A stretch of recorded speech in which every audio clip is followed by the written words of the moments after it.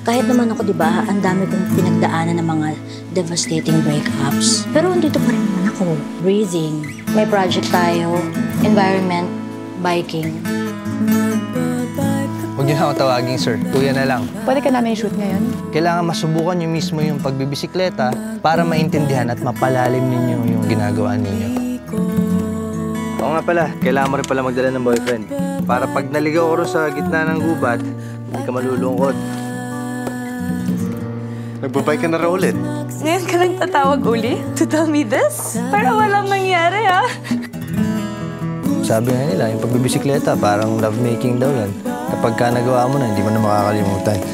Ano tinitingnan mo? Ang cute mo din, no?